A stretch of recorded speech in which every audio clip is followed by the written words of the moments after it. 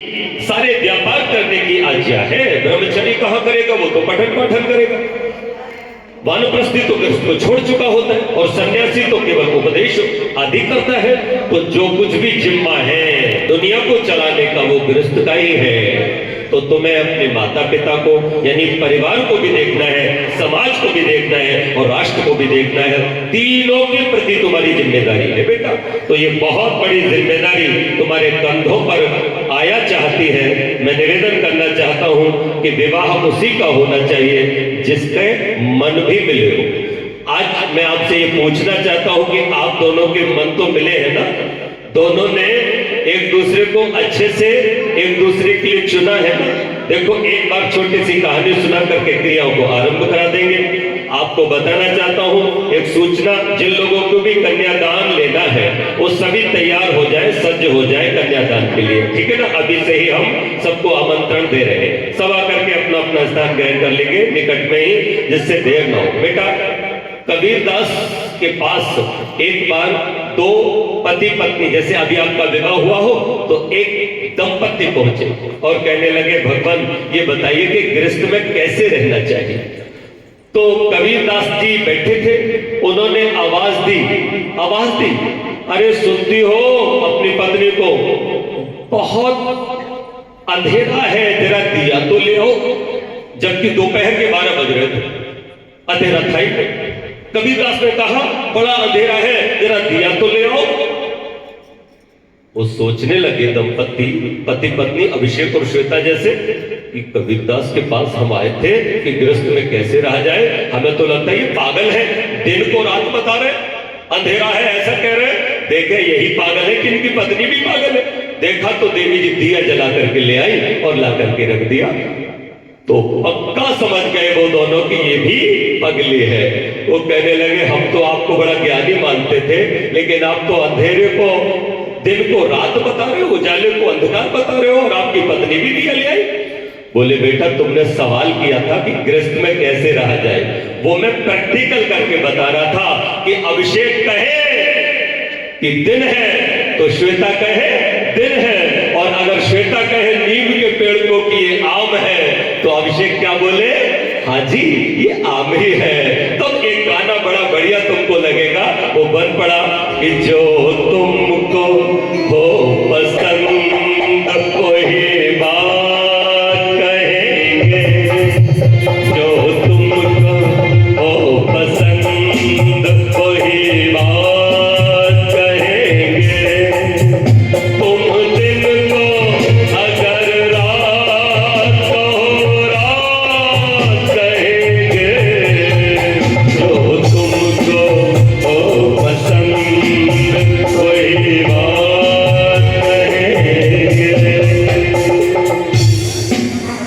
तो एक दूसरे के साथ इस टीनिंग से अगर रहोगे तो तुम्हारा गृहस्थ जीवन बहुत सुंदर होगा। आगे आपकी अभी जो विवाह संस्कार में क्रियाएं हैं, मूलतः वो ट्रेनिंग है, प्रशिक्षण है कि तुमको कैसे रहना है। जैसे विस्टर दिया था ना, तो विस्टर का भी मतलब हमारे ब्रह्मचारी जी ने आपको समझाया था, लेकिन बेटी ये आपको भी समझाना है क्या कि जब भी कोई अतिथि आए, अतिथि देवो भव, पितृ देवो भव, मातृ देवो भव, आचार्य देवो भव। घर में कोई विप्र आए, घर में कोई मेहमान आए, घर में माता पिता पति आए, तो सबसे पहले हाथ जोड़ करके उनको क्या कहना, नमस्ते जी। आप उनका अभिवादन करना और ध्यान रखना आने वाला साधु ही होना चाहिए, असाधु ना हो जाए, लंपट मेरे घर में ना आ जाए, फिर चाहे वो कोई भी हो। अब आपने क्या करना है, उनको पांव धुलाने हैं। कोरोना में सीखा था ना, पांव धुलाते थे ना, जूता चप्पल बाहर उतारते थे ना, फिर मुख धुलाना है, फिर थोड़ा सा पिलाना है, फिर उत्तम औषधि युक्त खाद्य पदार्थ, दुनिया की सबसे बढ़िया मिठाई मधुपर्क, जिसमें एक कटोरी 100 ग्राम दही, तो उसमें कम से कम 25 ग्राम शहद और 5 ग्राम गाय का घी मिलाया जाए तो ये विषम मात्रा में क्या बन जाता है, मधुपर्क। और ये मधुपर्क जो होता है ना, वो ऐसी दवा है, ऐसी औषधि है, ऐसा मिठान है कि बल वीर्य को बहुत स्ट्रॉन्ग करता है। और निश्चित रूप से अगर कोई 40 दिन पुरुष शिशु खा ले तो उसको प्रथम संतान पुत्र ही होती है। ये भी मैं आपको बताना चाहता हूं। ये दुनिया की जो मिठाइयां खा रहे हो ना बाजार की, ये सब सड़ी गली बेकार की चीजें हैं, इनसे शुगर हो जाता है बेटा। और अगर तुमने प्रतिदिन 1 कटोरी दही और उसमें शुद्ध शहद मिला करके, थोड़ा सा घी मिला करके खाया दोनों जनों ने, तो तुम्हारी संतान उत्तम होगी। तुम्हारे शरीर में वात विकार नहीं होगा, पित्त विकार नहीं होगा और कफ विकार भी नहीं होगा। एक छोटी सी बात और कहना और फिर कार्य को आरंभ कराएंगे। मैं निवेदन करूं बेटा, मेरी बात को ध्यान से अभिषेक तुम सुनना। बोलो शहद कहां से आता है, जल्दी बताओ। जितने लोग बैठे बताएं शहद कहां से आता है।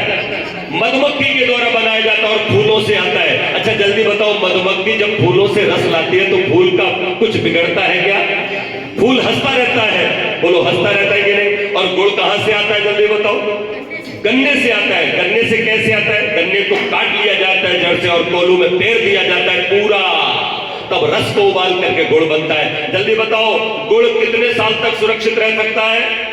ज्यादा से ज्यादा 1 साल। काला पड़ जाता है और गुड़ को कुत्ता भी खा जाएगा, गुड़ को चींटियां भी खा जाएंगी, लेकिन शहद को बेटा 10,000 साल तक रखा रहने दो, शहद कभी खराब नहीं होता। उसे कुत्ता भी नहीं खाता, उसको चींटी भी नहीं खाती। ये उसकी विशेषता है। इसका मतलब समझे, हमारी कमाई शहद की तरह होनी चाहिए, हमारी कमाई गुड़ की तरह नहीं होनी चाहिए। जो रिश्वत लेते हैं, जो कम तोलते हैं, जो झूठ बोल करके पैसा घर में लाते हैं ना, ध्यान रखना मेरे बच्चों, अभिषेक बेटा, श्वेता बेटा, उनके बच्चे बिगड़ते हैं। तब 4 लाइनें कहना चाहता हूं कि उनको रुसवाई से लड़ते नहीं देखा हमने, उनको रुसवाई से लड़ते नहीं देखा हमने, उनकी इज्जत को उजड़ते नहीं देखा हमने। वो जो घर आते हैं मेहनत की कमाई लेकर, वो जो घर आते हैं मेहनत की कमाई लेकर, उनके बच्चों को बिगड़ते नहीं देखा हमने, उनके बच्चों को बिगड़। तो बेटा मधुपर्क के ये भी आशय है, अर्थ है कि हमारे घर में कभी भी कोई पाप का धन न आ जाए। इस तरह से अगर हम चलते हैं तो कृष्ण हमारा सफल होता है। तो मेरे प्यारे बच्चों, आपने आखिर में गौदान भी किया है। गावो विश्वस्त मात्रा, गाय का दर्शन जरूर किया करना। जब भी समय मिले गौशाला में जाना, गौ माता के लिए दान करना, गाय का शुद्ध घी जहां से मिले मंगाना, गाय का दूध पीना, तब तो अच्छी बात। वरना तो समझना कि हमने केवल दूर से ही गौ माता की जय बोल ली, आज गाय कट रही है। आज भारत पूरे विश्व में पहले नंबर पर काउ ब्रीफ कहते हैं गाय के मांस को, गाय का मांस का निर्यातक बन गया है। हाय कितना दुख होता है कि जो विश्व की माता, जिसके शरीर में 33 कोटि देवताओं का वास है, वो माता आज कट रही है और हम केवल झूठी गाय की जय बोल देते हैं। तो बेटा 1 मुट्ठी आटा जरूर एक बना लेना बर्तन, उसमें रख लिया करना और 15 दिन बाद वो आटा इकट्ठा हो जाए तो किसी गौपालक को, गौ माता को अपने हाथ से जाकर के खिला देना, क्योंकि गाय सच में हमारी सबकी माता है, वो पूज्य है। बोलो गौ माता की।